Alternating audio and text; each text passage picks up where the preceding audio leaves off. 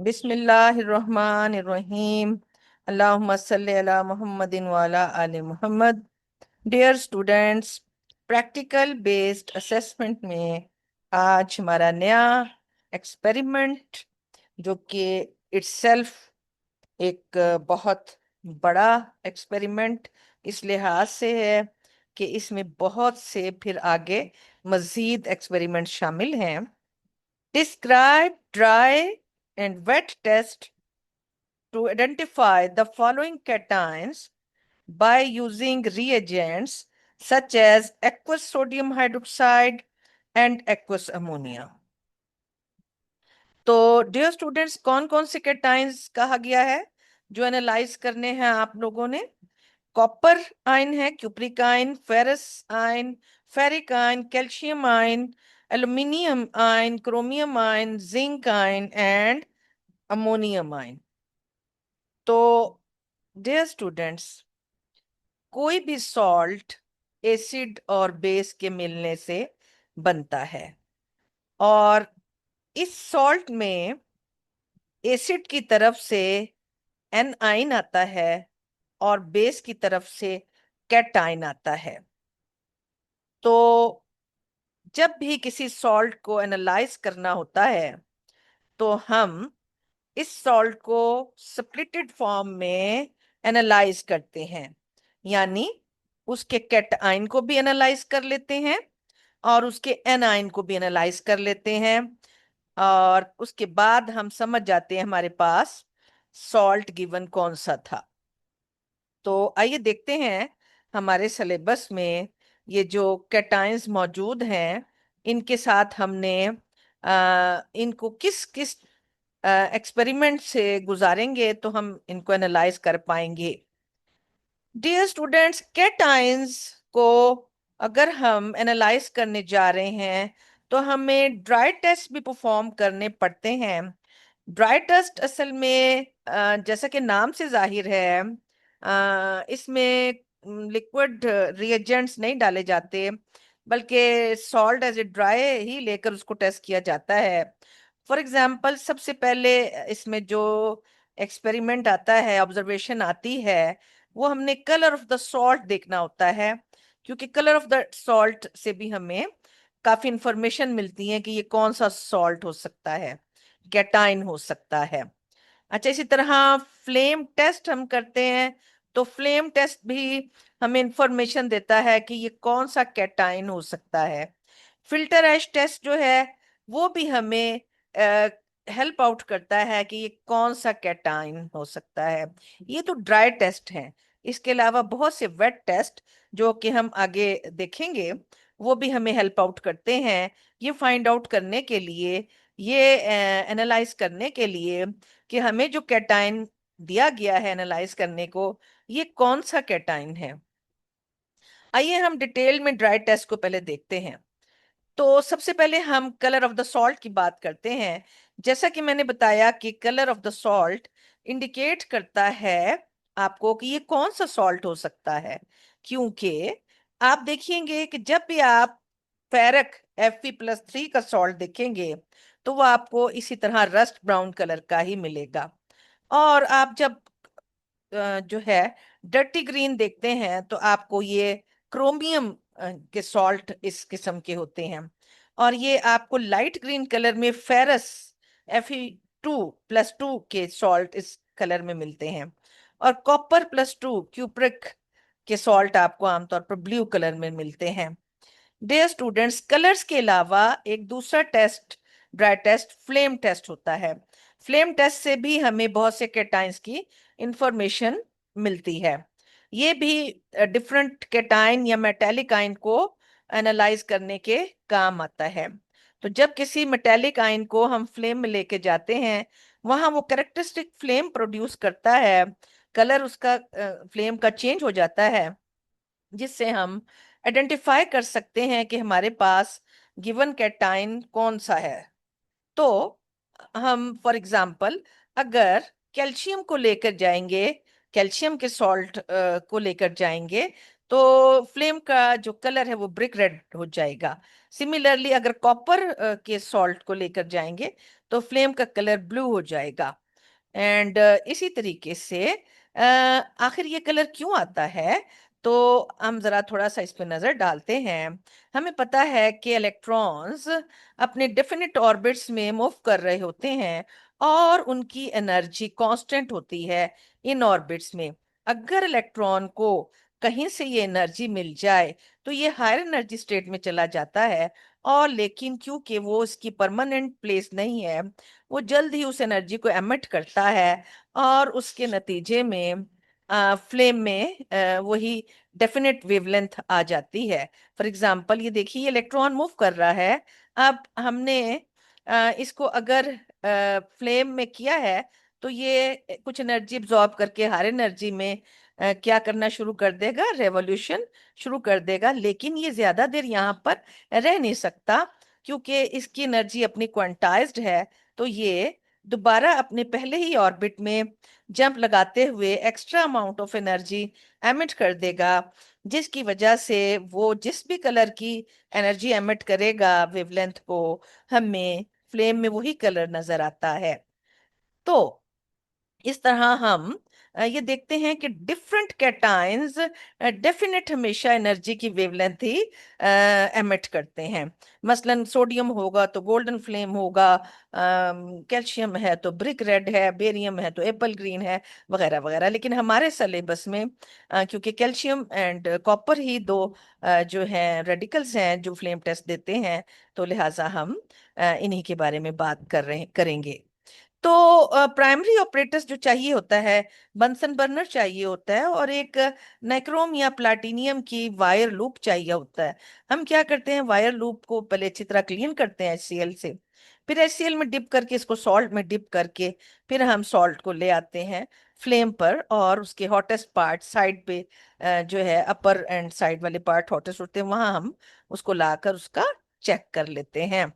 देखिए, ये एक आपको वायर लूप एंड और ये बंसन बर्नर, ये दोनों चीजें हमें हेल्प आउट करती हैं फ्लेम टेस्ट में।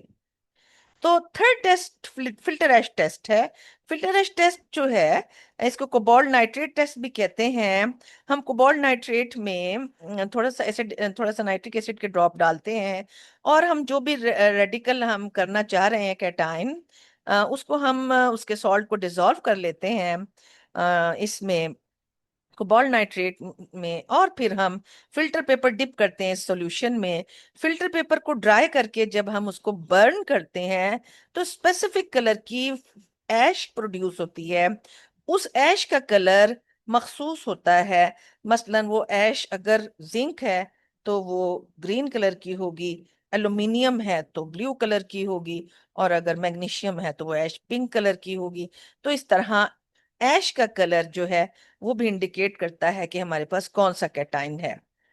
तो आइए हम जरा एक फ्लो शीट डायग्राम देखते हैं। ये फ्लो शीट डायग्राम हमें हेल्प आउट करेगी कि हमारे जो अब फेडरल बोर्ड के सिलेबस में जितने कैटाइन्स हैं इनको हम कैसे आइडेंटिफाई कर सकते हैं। तो ये flow sheet very much helpful होगी इन आइडेंटिफिकेशन ऑफ कैटाइन्स। तो डियर स्टूडेंट, सबसे पहले हम क्या करते हैं, नोट करते हैं colour of the salt. And अगर सॉल्ट कलर्ड है तो हमें कुछ एक खास नतीजा मिलेगा, और अगर कलरलेस है तो हम में एक और डिफरेंट नतीजे पर पहुंचेंगे। तो अगर सॉल्ट कलर्ड है तो इसका क्या मतलब है? इसका मतलब है हमारे पास या तो फेरस मौजूद है, या फेरिक, या फिर हमारे पास क्रोमियम मौजूद है, या कॉपर मौजूद है, क्योंकि हमारे सिलेबस में तो यही 4 रेडिकल्स जो हैं कलर्ड हैं। इसी तरीके से अगर सॉल्ट कलरलेस है तो हम समझ जाएंगे कि हमारे पास ये ferrous, ferric, copper and chromium में से कोई भी नहीं है, बल्कि ये कौन है, एल्यूमिनियम, कैल्शियम, जिंक या अमोनियम में से कोई एक रेडिकल हमारे पास दिया गया है हमें एनालाइज करने के लिए। तो अगर सॉल्ट कलर्ड है तो अब हम वन बाय वन इनके कलर्स को नोट करना शुरू करेंगे, स्पेसिफिक कलर को। अगर तो कलर जो है इसका डर्टी ग्रीन है तो ये इंडिकेट करता है कि क्रोमियम और अगर इसका कलर जो है ब्लू है तो ये इंडिकेट होता है कि ये कॉपर का सॉल्ट है। और अगर इसका कलर लाइट ग्रीन है तो दैट मीन ये Fe+2 का सॉल्ट है। एंड अगर इसका कलर रस्ट ब्राउन है तो ये इंडिकेट होता है ये फेरिक आयन हमारे पास मौजूद है। एंड अब अगर तो ये इन कलर्ड नहीं थे, कलरलेस हमारे पास सॉल्ट है, तो अब हम देखेंगे इसमें कौन सा कैटाइन प्रेजेंट है। तो कलरलेस में हम कैसे आगे प्रोसीड करेंगे?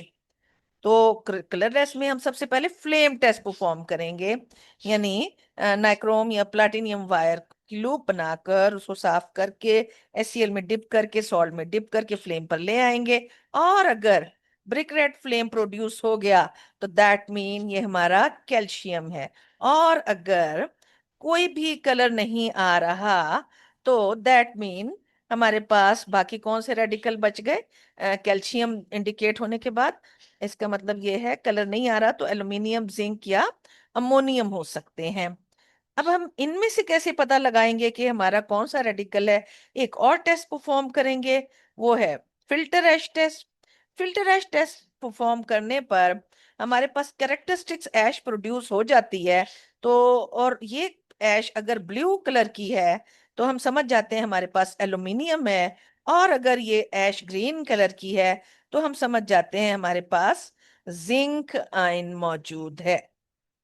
और अगर कैरेक्टरिस्टिक ऐश प्रोड्यूस नहीं हुई तो हमें कंफर्म ही हो जाता है तकरीबन कि हमारे पास अमोनियम है। लेकिन हम मजीद एक टेस्ट परफॉर्म करते हैं और हम अमोनियम आयन वाले सॉल्ट को सोडियम हाइड्रोक्साइड के साथ हीट करते हैं और पंजेंट स्मेल ऑफ अमोनिया आती है, जिससे हमें फिर ये अच्छी तरह इंडिकेट हो जाता है कि हमारे पास अमोनियम कैटायन मौजूद है। तो डियर स्टूडेंट्स, ये आपका फ्लोशीट डायग्राम है। ये सब आपको जुबानी अच्छी तरह याद रखनी होगी, क्योंकि यही आपको हेल्प आउट करेगी बहुत से क्वेश्चंस को आंसर करने में, जो कि आप जो है पेपर में आपको दिए जाएंगे। तो ये तो ड्राई टेस्ट जो है उनसे इंडिकेट हो जाता है। तो फिर जो नेक्स्ट वेट टेस्ट अब हम जो है one by one her radical के लहदा से देखेंगे। मसलन कैल्शियम का अगर आयन हमारे पास है तो कलरलेस होगा। हम हमेशा किसी भी सॉल्ट को लिखने के लिए इस तरह ऑब्जर्वेशन, एक्सपेरिमेंट एंड इन्फेरेंस का 3 कॉलम बनाए जाते हैं और प्रोसीड उसी तरह किया जाता है जैसे फ्लो शीट में हमने देखा कि colour of the salt note करते हैं। अगर तो कलरलेस है तो इसका मतलब ये हो गया calcium, aluminium, zinc and ammonium में से कोई प्रेजेंट है। और फिर हम आगे फ्लेम टेस्ट परफॉर्म करते हैं। और फ्लेम टेस्ट जो है हमने देखा कि कोई खास फ्लेम आया है तो हमारे पास तो कैल्शियम इंडिकेट हो जाएगा जब हम देखेंगे कि ये ब्रिक रेड कलर का हमारे पास फ्लेम है, तो हम कैल्शियम इंडिकेट कर लेते हैं। अब हम कंफर्मेटरी टेस्ट परफॉर्म करते हैं। तो कैल्शियम के लिए हम पोटाशियम क्रोमेट सोल्यूशन डालेंगे तो ये सोल्यूशन जो है येलो हो जाएगा डेफिनेटली। अब आपने ये देखना है कि कैटायन कैटायन को रिप्लेस कर सकता है, तो कैल्शियम जो है पोटाशियम को रिप्लेस करके, इसका मतलब है कि येलो प्रेसिपिटेट किस किस चीज के बन रहे हैं? कैल्शियम क्रोमेट के। तो ये आपको इतना सा पता होना चाहिए कि अगर आपके पास नई चीज बन रही है और इस आयन के वजह से बन रही है तो आप उसको यहाँ से डिस्प्लेस कर देंगे। इस तरह अमोनियम ऑक्सलेट डालने पर हमारे पास व्हाइट पीपीटी बनेंगे, जो कि डेफिनेटली फिर हम किस चीज को इंडिकेट कर रहे होंगे? कैल्शियम ऑक्सलेट को इंडिकेट कर रहे होंगे। तो डियर स्टूडेंट, इसी तरह में हमारा नेक्स्ट रेडिकल जो है जिंक है। अब देखिए, हमने अगेन ऑब्जर्वेशन करनी है, एक्सपेरिमेंट ऑब्जर्व करना भी एक्सपेरिमेंट है एक। यानी हमने सॉल्ट लिया, उसके कलर को जब देखना शुरू किया तो हम एक एक्सपेरिमेंट कर रहे हैं और ऑब्जर्वेशन क्या आई? कलरलेस है। नतीजा हमने क्या निकाला कि कलरलेस रेडिकल में से कोई प्रेजेंट है कैल्शियम, एल्यूमिनियम, जिंक या अमोनियम में से। और फिर हमने जनाब साहब फ्लेम टेस्ट किया तो फ्लेम टेस्ट कोई भी ब्रिक रेड कलर नहीं आया, तो कैल्शियम एब्सेंट था। तो क्योंकि कलरलेस है तो कॉपर तो ऑलरेडी एब्सेंट हो गया था। कॉपर का भी फ्लेम होता है, मगर कॉपर हम क्यों उसकी प्रोबेबिलिटी यहाँ नहीं शो कर रहे? क्योंकि ये कलरलेस रेडिकल्स थे और कॉपर वाज ब्लू कलर। तो इसी तरीके से जब हमने फिल्टर एश टेस्ट परफॉर्म किया तो ग्रीन एश मिली, जिससे जिंक इंडिकेट हो गया। अब जब कोई चीज इंडिकेट हो जाए तो उसके दो कंफर्मेटरी टेस्ट लिखने जरूरी होते हैं। तो हमने अमोनियम हाइड्रोक्साइड के साथ ओरिजिनल सॉल्यूशन को जब मिलाया तो वाइट जेलाटिनियस पीपीटी बने, तो जिंक कंफर्म हो गया। ये जो है वाइट पीपीटी ज्यादा अमोनियम हाइड्रोक्साइड सॉल्यूशन में डिसॉल्व भी हो जाते हैं। अच्छा, उसके बाद हमने सोडियम हाइड्रोक्साइड में ओरिजिनल सॉल्यूशन सॉल्ट सॉल्यूशन मिलाया, तो फिर अगेन वाइट जेलाटिनियस पीपीटी बने, तो जिंक हमारा कंफर्म हो गया। इसी तरीके से हम अगर नेक्स्ट देखें, अमोनियम आयन को अगर हम देखें, तो हमने जब सॉल्ट का कलर नोट किया तो कोई कलर नहीं था। तो लिहाजा ना कलर होने की वजह से हमने जो कलरलेस रेडिकल थे कहा इनमें से कोई होगा। और फिर हमने फ्लेम टेस्ट जब किया तो कोई खास कलर नहीं था फ्लेम का, हमने कहा कैल्शियम एब्सेंट हो गया। फिल्टर एश टेस्ट किया तो हमने कहा जिंक भी एब्सेंट हो गया, और इसके अलावा एल्यूमिनियम भी यहाँ एब्सेंट हो गया। एंड इसी तरीके से जब हमने सोडियम हाइड्रोक्साइड थोड़ी सी डालकर उसको हीटअप किया तो अमोनिकल स्मेल ने क्या इंडिकेट किया, हमारे पास अमोनियम आयन को इंडिकेट कर दिया। सिमिलरली जो है फिर हम इसके कंफर्मेटरी टेस्ट कैसे परफॉर्म करेंगे कि ओरिजिनल सॉल्यूशन में हम Nessler reagent plus aqueous sodium hydroxide डालेंगे तो ब्राउन प्रेसिपिटेट अपीयर होंगे, तो अमोनियम कंफर्म हो जाएगा। इसी तरीके से एक और टेस्ट ये है कि हम सॉल्ट को टेस्ट ट्यूब में डालकर हीट करें और ऊपर HCl डिप्ड रॉड लेके आए, तो डेंस फ्यूम्स ऑफ जो है किस चीज के बनेंगे, अमोनियम क्लोराइड के डेंस फ्यूम्स बन जाएंगे, तो जिससे भी अमोनिया कंफर्म हो जाएगा। सिमिलरली नेक्स्ट हम देखते हैं कॉपर जो है, कॉपर का सॉल्ट एज ऑलरेडी हम जानते हैं ये कलर्ड होगा। जब हम इसका सॉल्ट लेंगे देखेंगे नोट करेंगे तो ये कलर्ड होगा, तो कलर रेडिकल की पॉसिबिलिटी आ जाएगी। और कलर क्योंकि ब्लू है तो इसलिए कॉपर इंडिकेट हो जाएगा। और इसका फ्लेम टेस्ट भी, फ्लेम में भी ब्लू फ्लेम आता है, तो हम इसके दो कंफर्मेटरी टेस्ट कर लेंगे। अमोनियम हाइड्रोक्साइड में ये पेल ब्लू पीपीटी देगा जो कि डिसॉल्व हो जाएंगे एक्सेस अमोनियम हाइड्रोक्साइड में।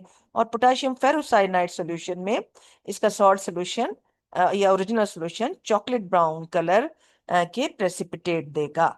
इस तरह हमें कंफर्म हो जाएगा कि हमारा कॉपर है। तो इसी तरीके से हम जब अगेन तो एल्यूमिनियम में हम सॉल्ट का जो है जहर कलर कलरलेस होगा, तो हम सारे कलरलेस की पॉसिबिलिटी को कर लेंगे कि ये हमारे पास कलरलेस में से कोई रेडिकल मौजूद है। फिर हम जब फ्लेम टेस्ट भी हमारे पास नहीं आएगा ब्रिक रेड, तो हम कह देंगे कैल्शियम एब्सेंट है। और अगर हमारे पास ऐश ब्लू आ गई तो हम कह देंगे एल्यूमिनियम इंडिकेट हो गया है। ग्रीन आ जाती तो हम कहते जिंक इंडिकेट हो गया है। तो अब हम इसके कंफर्मेटरी टेस्ट कैसे करेंगे, अमोनियम हाइड्रोक्साइड के साथ एल्यूमिनियम भी वाइट जेलेटिनियस पीपीटी बनाता है, और सोडियम हाइड्रोक्साइड के साथ भी एल्यूमिनियम वाइट जेलेटिनियस प्रेसिपिटेट बनाता है। तो इस तरीके से गर्ल्स हम आप के साथ इन तमाम रेडिकल्स को कंफर्म कर सकते हैं।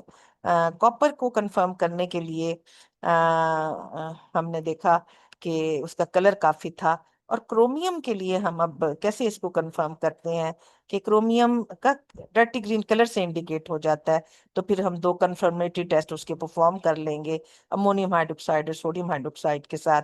और अमोनियम हाइड्रोक्साइड में क्रोमियम ग्रीन पीपीटी देता है और सोडियम हाइड्रोक्साइड के साथ भी ग्रे ग्रीन पीपीटी देता है। इस तरह इसके दो कंफर्मेटरी टेस्ट भी हैं और ये वेट टेस्ट भी हैं। इसी तरह डियर स्टूडेंट फेरिक के लिए हम अगर परफॉर्म करेंगे तो फेरिक के साथ जो है इसका फेरिक का कलर आपको पता है रस्ट ब्राउन होता है, इंडिकेट हो जाएगा सॉल्ट के कलर से ही। तो हम कंफर्मेटरी टेस्ट परफॉर्म करेंगे, अमोनियम हाइड्रोक्साइड डालने पर रेडिश ब्राउन पीपीटी बनेंगे, और पोटेशियम थायोसाइनेट सॉल्यूशन डालने पर डीप रेड कलर के पीपीटी फॉर्म होंगे। तो हमारे पास फेरिक आयन कंफर्म हो जाएगा। फेरिस आयन की कंफर्मेशन ये है कि इसका कलर लाइट ग्रीन होगा, उससे इंडिकेट हो जाएगा कलर से। लेकिन इसके जो है कंफर्मेटरी टेस्ट में अमोनियम हाइड्रोक्साइड के साथ ये डर्टी ग्रीन प्रेसिपिटेट देगा, जिससे फेरिक के बजाय फेरिस कंफर्म होगा। इस तरह पोटेशियम फेरोसाइनाइड सॉल्यूशन के साथ ये ब्लू पीपीटी बनाएगा, जिससे फेरिस कंफर्म हो जाएगा। तो डियर स्टूडेंट्स कॉपर से लेकर हम अगर कलर्ड की बात करें, कॉपर, क्रोमियम, फेरस, फेरिक, सबकी इंडिकेशन इनके कलर से ही हो जाती है। सिर्फ कंफर्मेटरी टेस्ट परफॉर्म करने होते हैं। लेकिन कलरलेस में आपको, क्योंकि कलर से इंडिकेशन नहीं हो रही होती, तो आपको flame test and filter test perform करने पड़ते हैं। तो डियर स्टूडेंट्स, एक बहुत कॉमन सा मसला जो स्टूडेंट्स अक्सर फील करते हैं, जब वो कर लेते हैं, डिटेक्ट एनालाइज कर लेते हैं कि उनके पास ये वाला कैटाइन है और ये वाला एनाइन है, तो उनको सॉल्ट का नाम जो है वो लिखने में ज़रा दिक्कत पेश आती है। तो मैंने इसके लिए ये आपके लिए थोड़ी सी प्रैक्टिस रखी है। आपके जो सिलेबस में जितने रेडिकल्स हैं, इनमें से कुछ प्रैक्टिस करते हैं हम। देखिए, आपके पास ये सारे कैटाइन्स आपके सिलेबस में हैं और ये एनाइन है। तो आपने इन सब के आपस में, यानी इसका एल्युमिनियम का नाइट्रेट के साथ, एल्युमिनियम का आयोडाइड के साथ, एल्युमिनियम का ब्रोमाइड, क्लोराइड, कार्बोनेट, सबके साथ सॉल्ट बनाकर इनको नाम लिखने की प्रैक्टिस करनी है। मैं आपको एग्जाम्पल के तौर पर कुछ करवाती हूँ। फॉर एग्जाम्पल, अगर आपने दो अपने आयन कैटायन एनालाइज कर लिए हैं, तो कैटायन को हमेशा पहले लिखा जाता है और एनायन को उसके बाद लिखा जाता है। उसके बाद दोनों को करीब लिख लेते हैं, और इनके जो ऊपर चार्जेस हैं, इनका पॉजिटिव नेगेटिव को हटा के इनको एक दूसरे के नीचे लिख देते हैं। जो एल्यूमिनियम का 3 है वो सल्फेट के नीचे, सल्फेट का जो 2 है वो एल्यूमिनियम के नीचे आ जाएगा।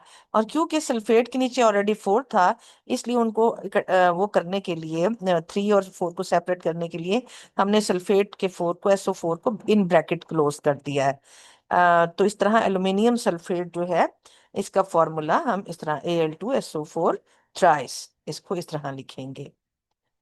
इसी तरीके से अगर आपके पास एक और रेडिकल है, कैटाइन कैल्शियम है और एनाइन क्लोराइड है, तो आप उसी तरह कैटाइन को पहले लिखेंगे, एनाइन को बाद में लिखेंगे, और एक के का चार्ज दूसरे के नीचे आ जाएगा। एंड चार्जेस आप देखा, प्लस माइनस हमने यहाँ नहीं लिखा नीचे इनके साथ। और उसके बाद हम ये बात देखेंगे कि 1 क्योंकि नहीं लिखते, तो कैल्शियम के नीचे से 1 हटा दिया है और CaCl2 इसका फॉर्मूला हो गया। इसी तरीके से अगर हम देखें, हमारे पास अमोनियम आयन है, कैटाइन है, और नाइट्रेट एनाइन है, तो हम अगेन इनको करीब करके लिख लेंगे और एक का चार्ज दूसरे के नीचे आ जाएगा। और क्योंकि दोनों ही चार्जेस 1 1 है, सेम भी हैं, और आपको पता है अपोजिट भी हैं, एक पॉजिटिव था एक नेगेटिव, तो ये कैंसिल हो जाएंगे, लिहाजा हम इनको नहीं लिखेंगे। लिहाजा हम अमोनियम नाइट्रेट के फार्मूले को जब मेंशन करेंगे, अमोनियम के नीचे भी 1 नहीं लिखेंगे, नाइट्रेट के नीचे, क्योंकि दोनों सेम भी हैं और अपोजिट चार्जेस भी हैं, इसलिए उन्हें कैंसिल हो जाएंगे। अच्छा, इसी तरीके से जिंक कैटाइन है और सल्फाइड एनाइन है अगर, तो फिर अगेन अब आप देखिए, आपने जिंक को पहले लिखा, सल्फाइड को इसके बाद लिखा, और इनके हमने जो चार्जेस थे, एक के चार्ज को दूसरे के नीचे लिख दिया। और क्योंकि आप देख रहे हैं दोनों, एक +2 था और एक -2 था, दोनों ने कैंसिल कर दिया, तो लिहाजा हम जिंक सल्फाइड का फार्मूला भी बगैर 2 लिखे लिख लेंगे, क्योंकि दोनों का सेम है अगर, तो वो कैंसिल कर देता है एक दूसरे को, +2 और पॉजिटिव नेगेटिव, -2 ने कैंसिल कर दिया। तो डे स्टूडेंट्स, इस तरह क्रोमियम ब्रोमाइड, एक आपके पास कैटाइन क्रोमियम है एंड ब्रोमाइड एनाइन है, तो आप उसी तरह कैटाइन को पहले लिखेंगे, ब्रोमाइड एनाइन को बाद में लिखेंगे, और उसके बाद एक का चार्ज दूसरे के नीचे लिख देंगे। और फिर क्रोमियम ब्रोमाइड का फॉर्मूला कैसे लिखेंगे कि 1 को मेंशन नहीं किया जाता है, आपको पता है मैथ्स के रूल्स में भी जहाँ कुछ ना हो वहाँ 1 होता है। तो क्रोमियम ट्राइब्रोमाइड का फॉर्मूला ये आपने लिख लिया। तो इस तरीके से डियर स्टूडेंट, आप अपना सब जो है, जितने भी अवेलेबल आपके सिलेबस में है रेडिकल, सब को क्रॉस फार्मूलाज बना के इनकी प्रैक्टिस कीजिएगा, ताकि बहुत अच्छे नंबर आप गेन कर सकें। अल्लाह हाफिज।